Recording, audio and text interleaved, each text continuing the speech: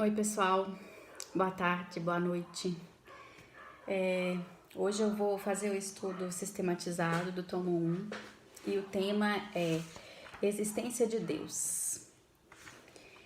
Esse estudo começa nos dizendo o seguinte: o homem que desconhece Deus e não quer saber que forças, que recursos, que socorros dele promanam, esse é comparável ao indigente, que habita ao lado de palácios cheios de tesouros e se arrisca a morrer de miséria diante da porta que lhe está aberta e pela qual tudo o convida a entrar.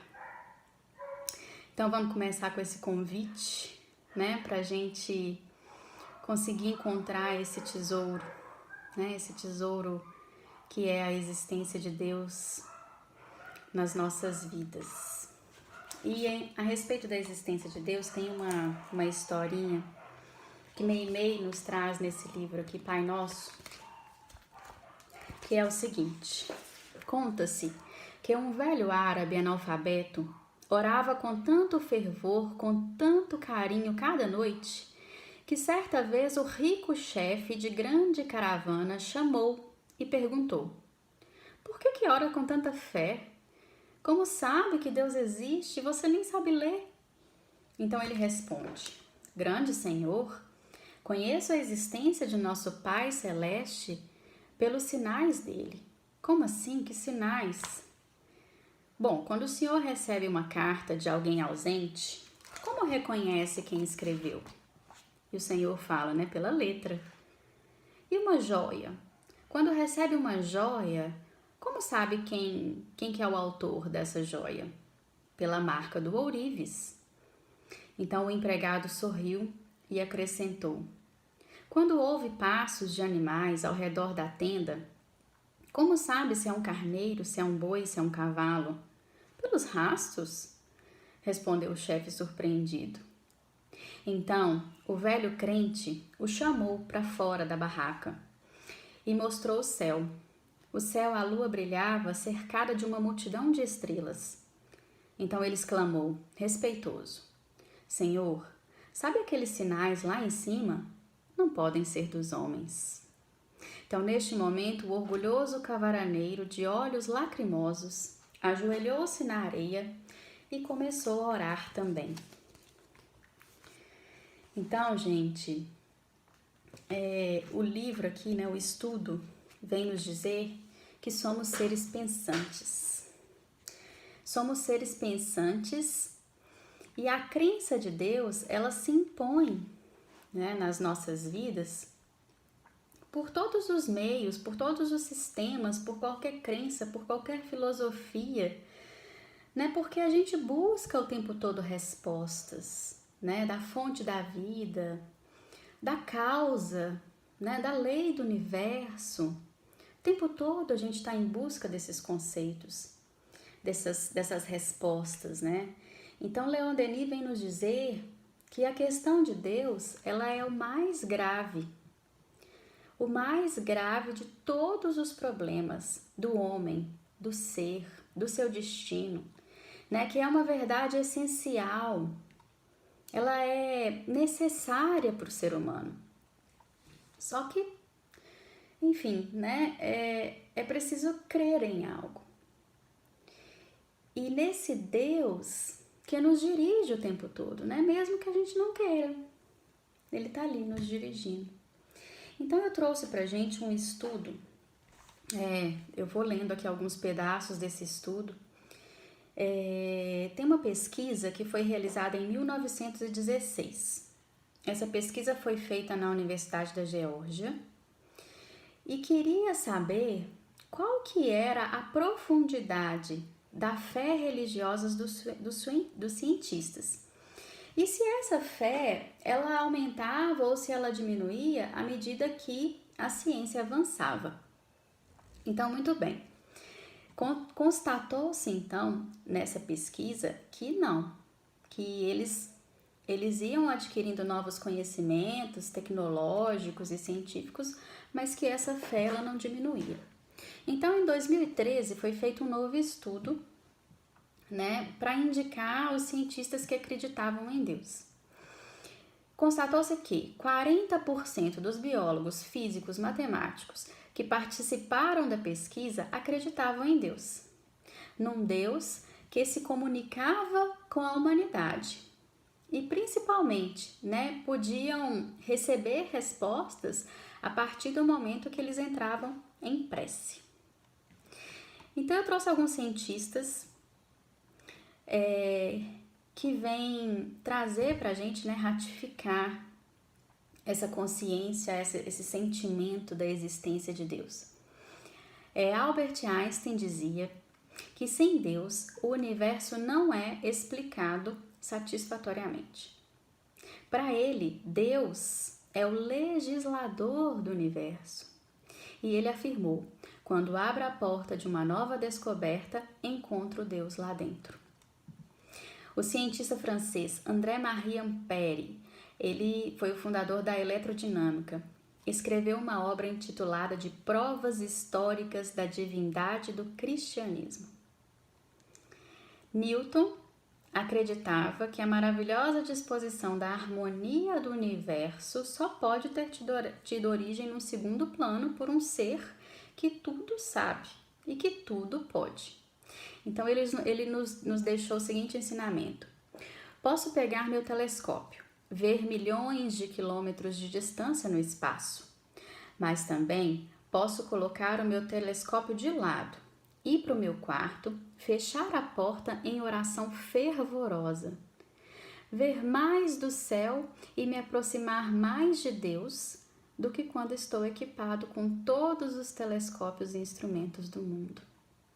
Então veja bem, é o avanço, né, da inteligência, do intelecto, nos mostrando, né, através dessas grandes inteligências, que a existência de Deus ela é muito palpável, né, e ela é atestada pelos seus efeitos. Então, no Evangelho segundo o Espiritismo, na questão número 5, o Espírito de Verdade nos trouxe que todo efeito tem uma causa. Todo efeito inteligente, né, ele tem uma causa inteligente, o que ratifica o pensamento, né, dos nossos cientistas. Mas agora, o que eu queria trazer pra gente vamos voltar no tempo, né, sentir essa consciência de Deus, como é que ela veio na humanidade, como é que foi trazida para a humanidade, né, como é que ela foi construída nas consciências humanas. A gente vai perceber que ela se deu na realidade de uma maneira muito instintiva, né? Que a presença de Deus ela foi sentida pelo homem, porém no início existia uma falta dessa compreensão, né? Então no início as obras do Criador eram confundidas com ele. No passado a gente vivia o politeísmo, né? A maior parte dos povos eram politeístas e eles tinham os fenômenos naturais como deuses, né? O relâmpago, alguns animais, enfim, né? Então, e não só, né, os animais, mas a lua, o sol e os próprios seres humanos eram tidos como deuses, né? Então a gente trouxe, a gente veio trazendo essa sensação de Deus através da sua criação, né? Os egípcios, por exemplo, eles cultuavam vários deuses, né? O povo adorava Horus, Osíris, Ísis, aliás, né? Deuses com formas animais. Os gregos, na mitologia grega, os deuses geralmente eram homens amplificados, extremamente poderosos, né? A gente tem Zeus, Apolo, Atenas, né?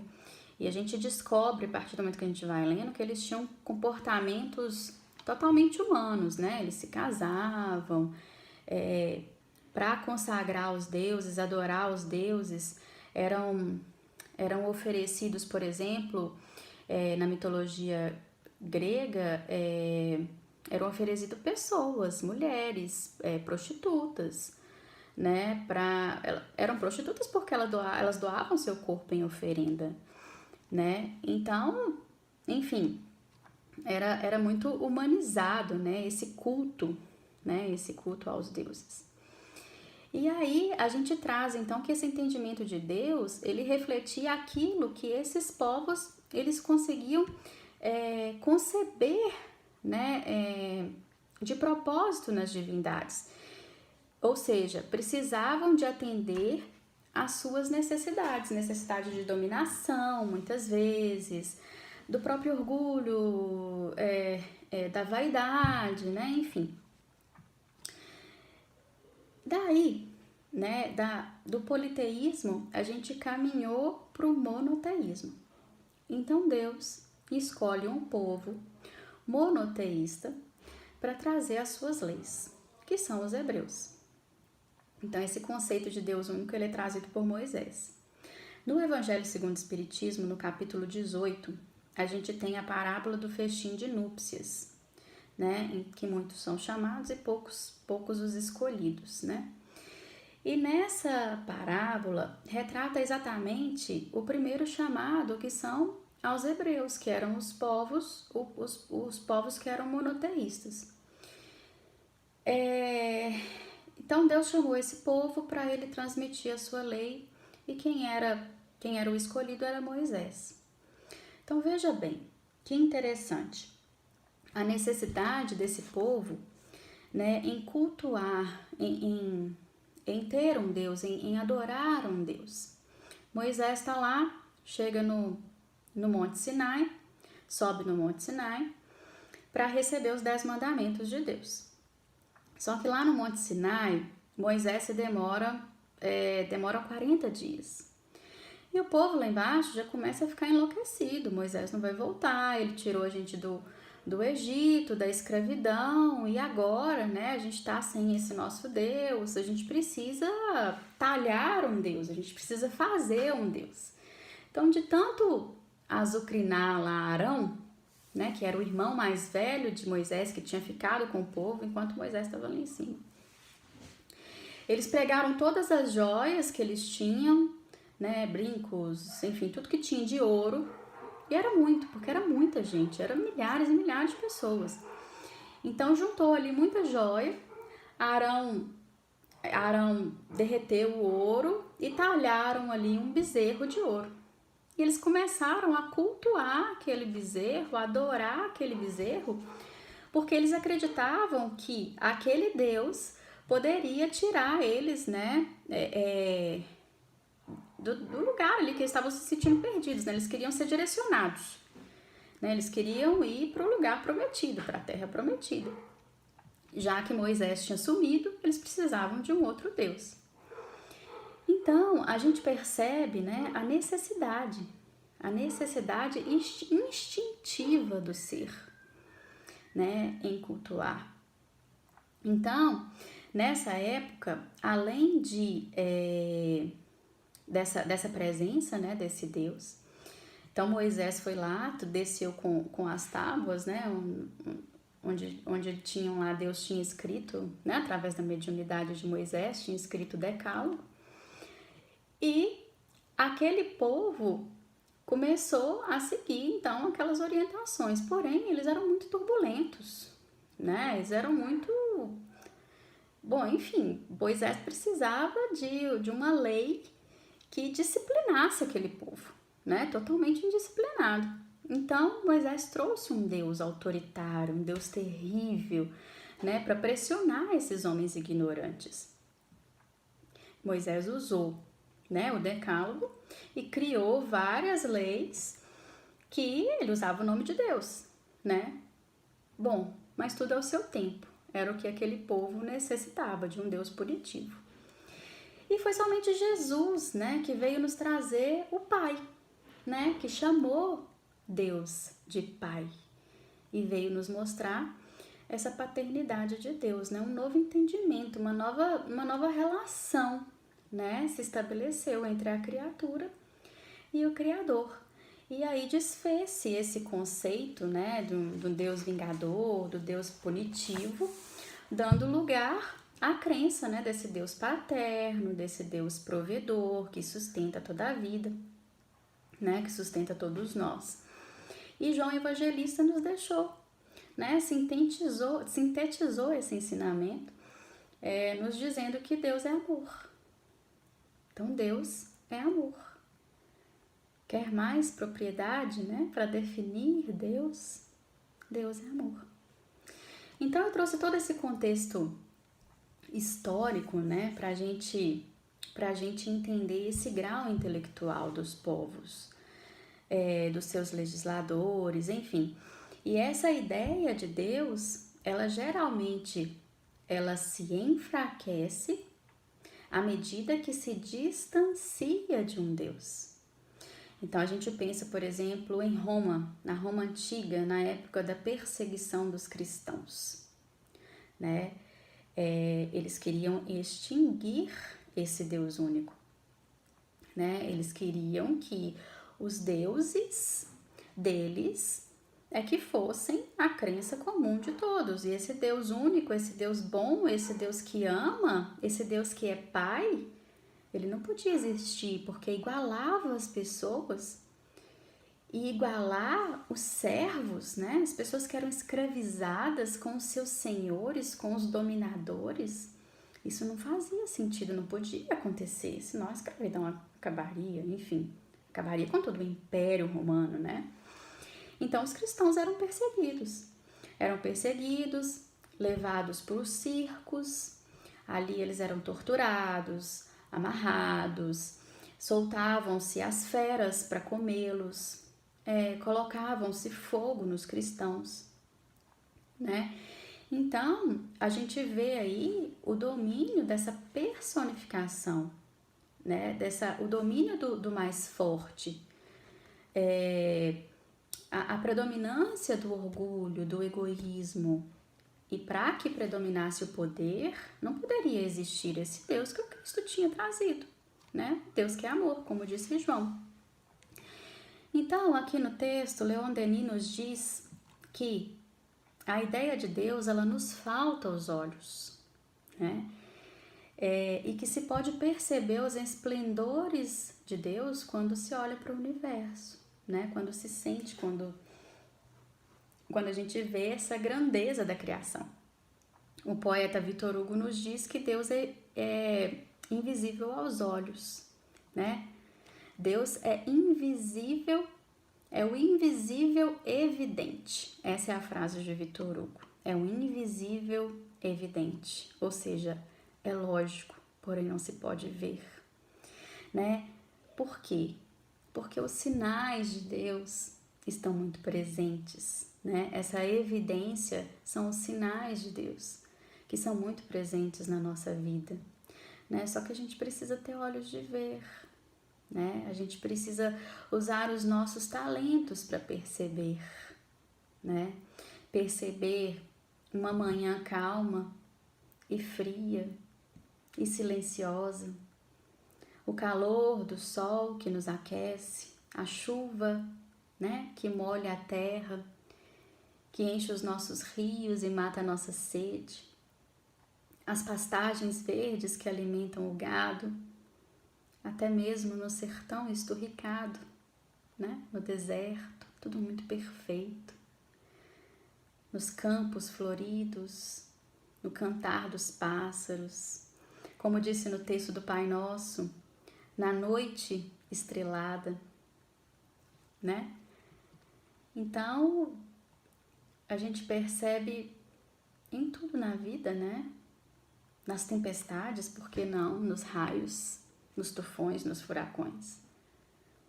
E a criação da vida no ventre materno, né? Sejam de seres humanos, sejam nos animais. Então, se a gente pensar que não existe obra sem uma autoria, tudo que não é criação do homem só pode ser criação de Deus, né? Toda obra tem que ter uma assinatura, não tem? Dos homens.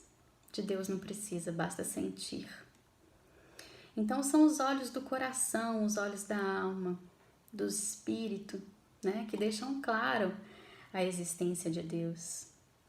Muitas vezes em momentos de dor, em momentos de alegria, de conquista, de desafio.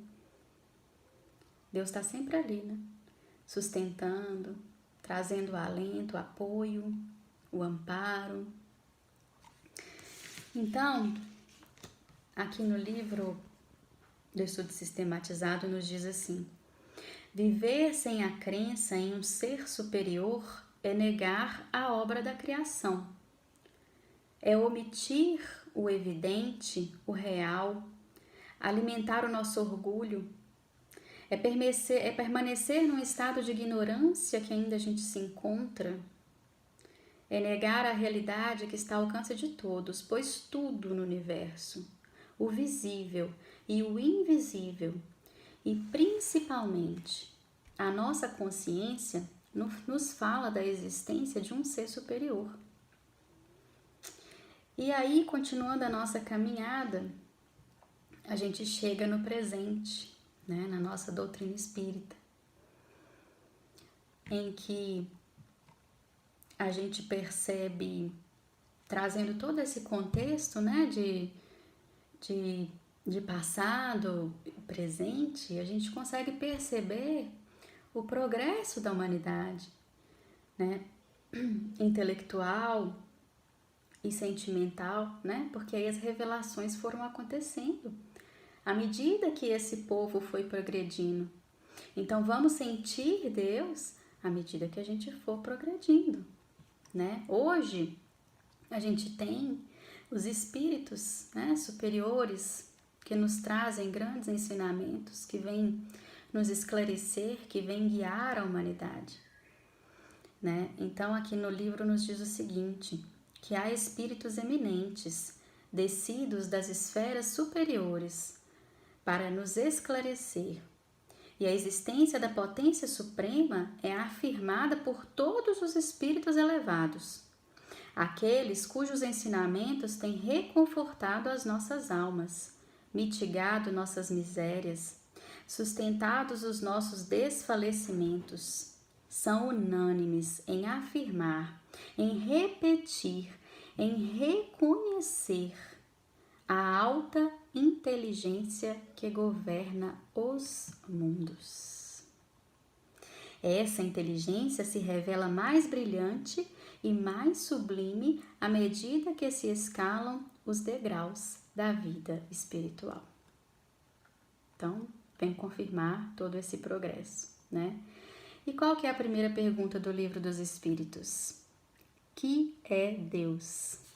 Né? Como diz o vídeo que eu mandei no grupo, ele pergunta que é Deus, né? Então a gente já sabe, a gente já consegue entender que Deus, né? Porque os espíritos nos trouxeram, o Espírito de verdade nos disse, inteligência suprema, causa primária de todas as coisas. Mas enfim, a gente tem muita limitação intelectual, emocional, que não permite que a gente avance mais, né? Então Deus escapa à nossa análise, porque a gente é extremamente limitado no tempo, no espaço, enfim, né? Nos sentidos. Camille Flammarion nos diz aqui que Ele é vida, Ele, Deus, é vida, a razão, a consciência, em sua plenitude, é a causa eternamente operante de tudo que existe, né? Esse livro aqui do Haroldo nos fala muito da criação, né? Porque traz a Gênesis. Ele traz uma fala de Francisco de Assis, que eu acho bem importante para a gente entender. Francisco de Assis dizia que se quisermos conhecer Deus, basta cuidarmos de um jardim. Comecemos a plantar, preparar a terra, adubar, regar. Então observemos, pois teremos uma experiência com Deus, porque todas as leis divinas estão no crescimento de uma semente. Tão simples, né? Nascer, crescer, desenvolver, essa transformação necessária para a gente sentir a harmonia, né? Uma harmonia para o nosso espírito, né? Num contexto tão simples. Imagina uma sementinha que precisa romper uma casca, brotar, crescer, virar árvore, dar frutos. Grandes ensinamentos de Francisco. E tem um livro aqui que chama Conexão com Deus. Esse aqui. Eu peguei umas frases, montei um parágrafo. É o seguinte: o Espiritismo acrescenta-nos esse Deus cósmico que gerencia o universo com as suas leis e amor. Liberta-nos da ideia de um Deus com barba branca que penitencia suas criaturas a sentenças e sofrimentos eternos. Aprendemos que não podemos tocá-lo nem vê-lo, mas conseguimos senti-lo quando nos dispomos a evoluir não apenas no intelecto, mas nas esferas dos sentimentos. Ele fez a luz e nós pretendemos fazer o que de nossas vidas? Então eu trouxe esse pedacinho final para a gente refletir, não só na existência de Deus, mas no nosso real papel aqui na Terra. À medida que a gente se sentir conectado a Ele, a gente vai se sentir mais feliz, porque o mundo dos conhecimentos vão se abrindo para todos nós e a gente vai se sentir mais preparado a receber mais luz e ser cada dia mais feliz. Para isso a gente tem que deixar o amor entrar, né? Transformar o nosso espírito. Então fica a reflexão. Na semana que vem a gente continua com mais um estudo sistematizado na quarta-feira e não na sexta como foi hoje. E o tema será provas da existência de Deus. E aí esse videozinho também que eu mandei no grupo tem umas questões das provas que também é bem interessante. Então, um abraço a todos. Até o próximo estudo.